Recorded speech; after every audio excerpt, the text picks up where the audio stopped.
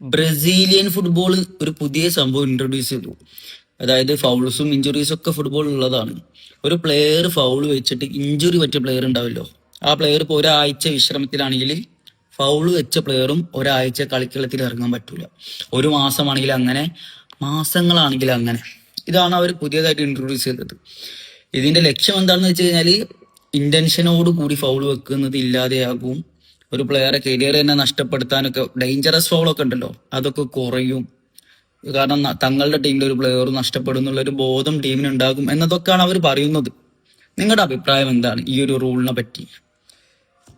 എന്റെ ഒരു അഭിപ്രായത്തിൽ ഞാൻ യോജിക്കുന്നില്ല. കാരണം ഇന്റൻഷനോട് കൂടിയാണ് വെക്കുന്നത്, അല്ലാതെയാണ് വെക്കുന്നത് നമുക്ക് പറയാൻ പറ്റില്ല. നമുക്ക് ഊഹിക്കാനേ പറ്റുള്ളൂ സാഹചര്യങ്ങളൊക്കെ വെച്ചിട്ട്.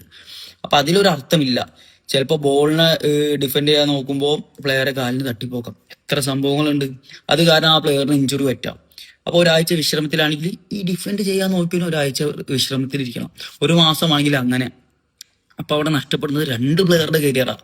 ഇഞ്ചുറി പറ്റവേണ്ടതും പോകും, ഫൗൾ വെച്ചവൻ്റെതും പോകും, ഇന്റൻഷൻ അല്ലാതെ ഫൗൾ വെച്ചവൻ്റെതും. അതാണ് ഈ ഒരു റൂൾ എനിക്ക് ഇഷ്ടപ്പെടാത്തത് കേട്ടോ. കാരണം ഇന്റൻഷനോട് കൂടിയാണോ അല്ലയോ എന്ന് നമുക്ക് പറയാൻ പറ്റില്ല, ഊഹിക്കാനേ പറ്റുള്ളൂ. അപ്പോൾ നിങ്ങളുടെ അഭിപ്രായം പറ ഈ ഒരു റൂളിനെ പറ്റിയിട്ട്. നല്ലതാണോ, നല്ലതല്ലേ? നമ്മുടെ പ്രീമിയർ ലീഗ്, ലാ ലീഗ പോലുള്ളതിലൊക്കെ ഈ റൂൾ കൊണ്ടുവരുന്നതിനെ പറ്റിയിട്ടുള്ളത്.